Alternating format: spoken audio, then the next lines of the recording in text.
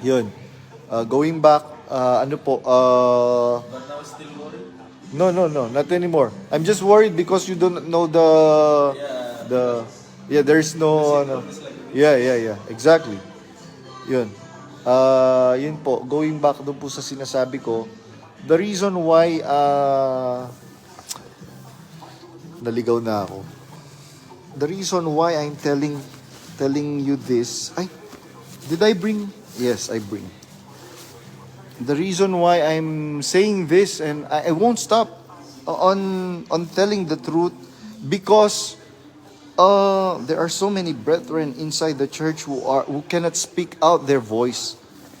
That is why they keep on messaging me, telling the irregularities that is happening inside the church, especially with the administration of Daniel Razon.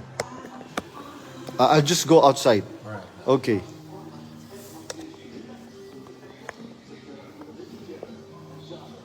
Yun. Nadidistract kasi ako doon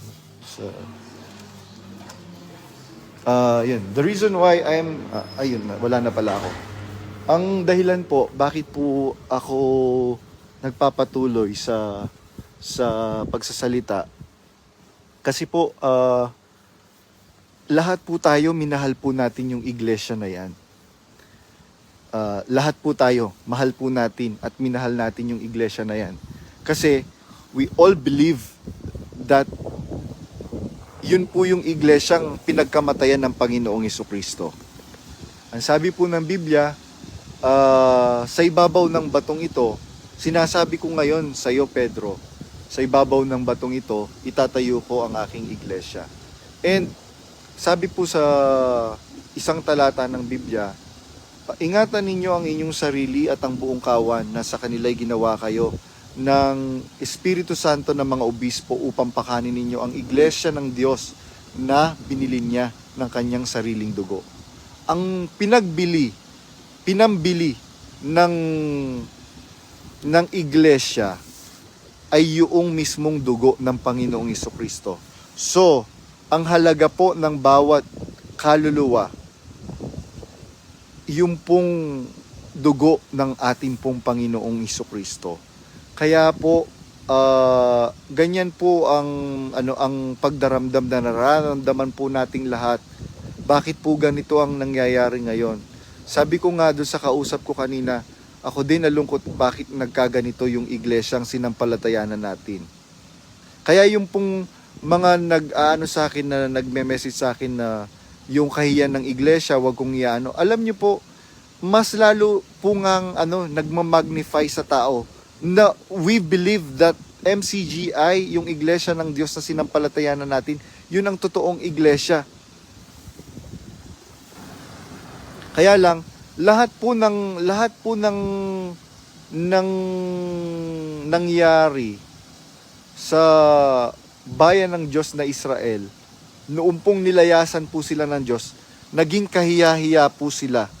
Dahil magmula po nung nilayasan po sila ng Diyos, lagi na pong napapahiya yung unang bayan ng Diyos. So ngayon po, ganun din po ang nangyayari ngayon. Tingnan niyo po yung nangyayari sa liderato ni Daniel Razon. Kahiya-hiya po Dahil hindi ka sasamahan ng Diyos pagka isa kang taong hambog. Tandaan po ninyo yon, ang isang taong hambog, hindi po yan sasamahan ng Diyos. Ang isang taong ma-pride, hindi po yan sasamahan ng Diyos. Kaya po, masakit po talagang tanggapin po yon, because we all love Daniel Razon. The Daniel Razon now is very much different, I guess, and I think, from the brother Daniel Razon we used to know. Yun po yung dahilan. Kaya po, ngayon, meron pong Brad Badong, ulitin ko po ang question ko po. Huwag mo sana pong masamain. Nung nag-live-in po ba si Stinky Feet at Ateng, andun na di po ba kayo sa baluarte ng Apalit? Kung andun na po kayo, bakit hindi po kayo sumaway? Naani po ako 2001 lang po. So wala po